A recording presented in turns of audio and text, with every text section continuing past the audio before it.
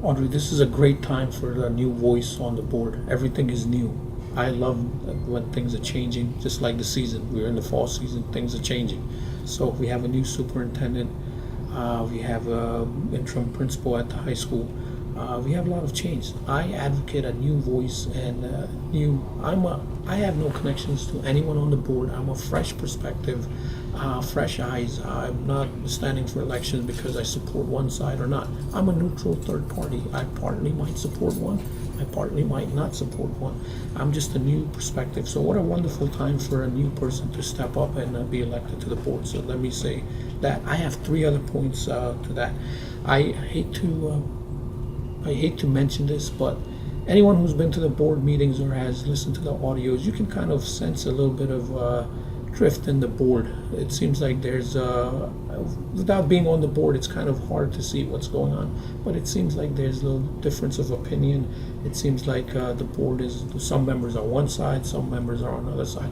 I'm on neither side. I look at the issue similar to a business perspective and what's in the best interest of the children. So I think a new voice on the board can really inject some positive energy and influence, or just inject some positive energy into the board. I just see we're at the point of analysis paralysis. A new voice sees things from a different view. With the help of a new superintendent, that would definitely help out somebody new on the board. So change is not a bad thing. I take it as a good thing. One thing you mentioned is how do the students build relationships with so many change? Who says that relationships has to end? I talk about relationships until you pass away and even after, because you can remember that person in your estate plan, right? So with the use of technologies like LinkedIn, Facebook, Twitter, you can keep a positive relationship with your principal no matter where he goes, because he's always going to be connected, which goes back to my previous question, opening your mind by the use of technology. So that doesn't mean if a principal left, your relationship as a student has left. Now, Dr. Hayek is a very progressive superintendent. He's very open. I made an appointment and went to see him, and he cleared his schedule for me. So students have an opportunity. I remember there was a Raritan Valley Community College president who walked amongst the students. She did foot patrol to meet the new students. So what's to say our new principal cannot? I'm sure he's doing this already, but just be out and open into the public, walk around, introduce yourself to the students.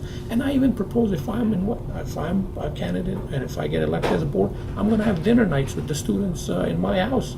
The best professor I had in law school, he was similar background as me. He was a cop and he became a prosecutor, Mercer County Prosecutor's Office. You know what he did? He took his whole class out to Don Pepe's in Newark after class. So you know what sticks out in my mind? Him creating a positive relationship. He's one of my mentors still to this day, because we keep a relationship. Same concept. When I was a student, he did the initial step, took everybody out. He did something different.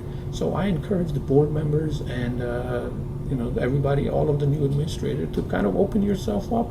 Just be a friend and more of a friendship type of a thing. You know what I mean? Just invite the parents, invite the students. I'm an open book. If I get elected, I love meeting the parents as well as the students to see where the student's mind is at, because we all learn in different ways and there's different levels of thinking. So you kind of have to know the student. And I welcome everybody to an open discussion with me. And I'm a new voice on the board, which I think the board needs at this time because of analysis paralysis issues and things like that.